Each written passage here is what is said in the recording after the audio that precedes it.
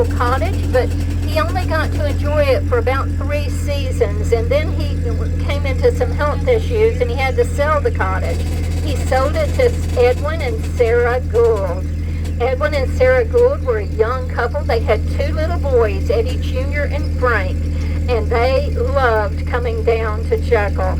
Eddie Jr. was 8 and Frank was 5 years old when they first moved into Dakota Cottage.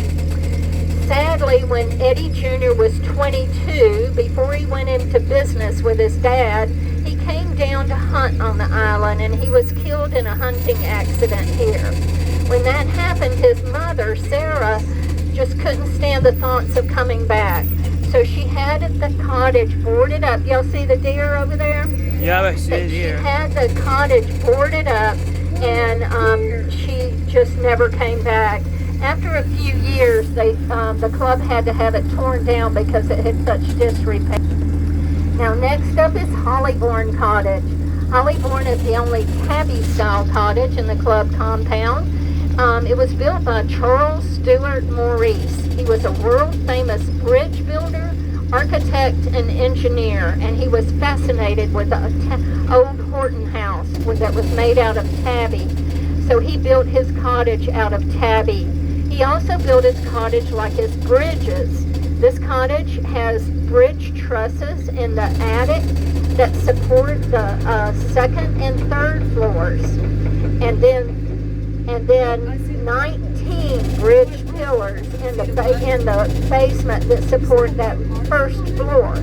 The Maurices, Charles and Charlotte Maurice, had 8 children, and those kids could run from one end to the other of that first floor. No walls between them.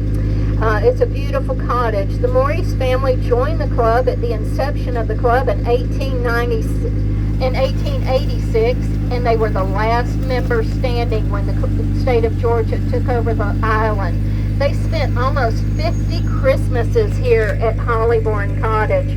They loved it here more than any of the other members, and they were pretty upset with the state of Georgia for buying the island, but they didn't have the resources to buy the island for themselves.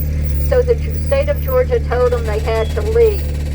They told them they could get their furnishings, whatever they wanted, and they're about the only ones that came and got their stuff. And what they didn't take, they threw in the Jekyll River because they didn't want the state of Georgia to have anything of theirs. They were pretty mad. But we've made up with the Maurice family now, and their great-great-granddaughter, Holly, was married at Hollybourne in 2017. Next up is Villa Ospo. Villa Ospo is very Mediterranean. That's why it was called a villa. And at Ospo, to honor those 2 indigenous people who called this island Ospo. Walter and Jean Jennings built this in 1927. It was one of the last cottages built in the club era. Walter was the president of the club at that time, and he loved automobiles. This is the only cottage with an attached garage, and you'll see it when we make the turn. It's the double arched doors on the end down there. Now, most of the members did not like to have cars over here on the island. They thought that it disturbed the hunting, it was just too loud, and they didn't want them on the island.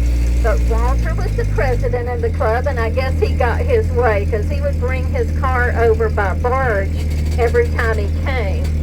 Walter and Jean also loved to host parties here at Villa Ospo. They would host masquerade parties, and they would ask their guests to come dressed as historic characters, which kind of for what we use. That group of people that you saw going in Villa Ospo, they're a part of our historic resources team, and they take care of all these buildings that you're seeing, and they deal with all the artifacts that we get.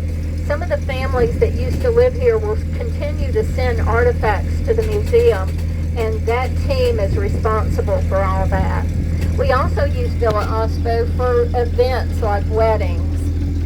Now, the next 3 buildings on the left are Gould property. So these were all owned by Edwin Gould. This first one, this large white building, was Gould Casino, but it was not a gambling hall. It was double the size it is now, all the way to these trees by the road.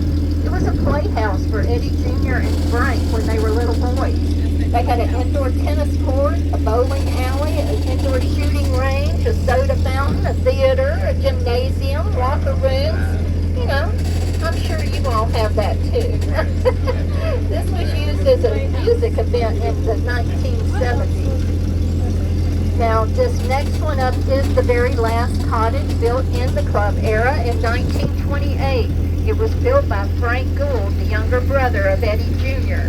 So even though his brother was killed on the island and his mother really never came back to the island, Frank had great memories as a little boy growing up here, and he wanted his daughter, Mary Ann, to experience the same thing. So he built this beautiful reflection pool. Now, when the state of Georgia took over the island, they brought convicts over from local prisons to clean the island up, and that's where they stayed, at Villa Mariana. We now use it to hold our archives for the museum. Next up is Cherokee Cottage, but it started as the Schrady Cottage. Dr. and Mrs. Schrady were the parents of Sarah Gould. Edwin Gould built this for his in-laws as a Christmas present. When Dr. Schrady died, Mrs. Schrady sold the cottage to another doctor, Dr. James, and he changed the name of it to the Cherokee for the Georgia state flower, the Cherokee Rose. I understand that the state of Georgia is trying to change our state flower to the magnolia. I'm hoping they don't do that. I love the Cherokee Rose. It blooms at the end of March every year, and it was a signal to these millionaires that the club season was over for the year. It was time for them to go back. Next up is the beautiful Faith Chapel. The members built this in 1904. It's very Gothic. You'll see the gargoyles on the bell tower up there. This church has two beautiful stained glass windows. This one in the front you can't see from the outside because there's UV protection over it. It was designed by Louis Comfort Tiffany, a very famous stained glass artist. And then there's one at the back of the church that was made by a father and daughter team, David and Helen Armstrong. Equally as beautiful. The members worshiped here on Sunday mornings and Wednesday nights, and it was always interfaith. It changed denominations from Sunday to Sunday, depending on which member was hosting the pastor that week. Does anybody know Reba McEntire? Does anybody like country music? Reba McEntire filmed one of her music videos here in 1997. You can look at it on YouTube. The song was called I'd Rather Ride Around With You.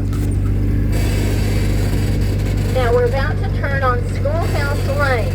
It's named Schoolhouse Lane because Mrs. Baker of Salterra that burned in 1914 was worried about the employees' children not being educated. So she built a schoolhouse here on this side of the road for the white children and one on the other side of the road for the African American children because it was still very much a segregated South at that time. The African American employees that worked for the club lived in a section over there called Red Row because their cabins that they lived in had red felt roofs and it looked like a row of red when you looked over there. The white employees lived in these two buildings over here on our right. These were dormitories. The first one was for the married white servants and the second one were for the single white servants. Again, it was very much a segregated South at that time. Now, this building on our left was the Baker Crane Stables.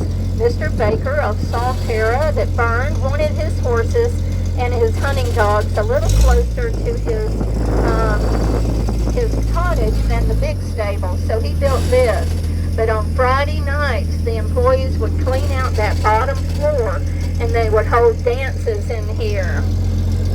If you'll turn around and look, when we go past the building on this end down here, you'll see the doggy doors where those hunting dogs could go in and out. Now, I told you that electricity didn't come until 1903, and this is where it was generated in the brick part of this compound. over here on our left, it was the Westinghouse power plant. They burned coal in there. They would bring the coal over by barge. This is now the Georgia Sea Turtle Center, and they do great there. They rehabilitate injured and diseased sea turtles, and they also keep track of the turtle nest. The turtle season on Jekyll started on May 1st, and we've already had mother turtles come up and lay their eggs in the dunes here. And these people that work here take care of those nests to make sure all those turtles are able to hatch and make it safely down to the Atlantic.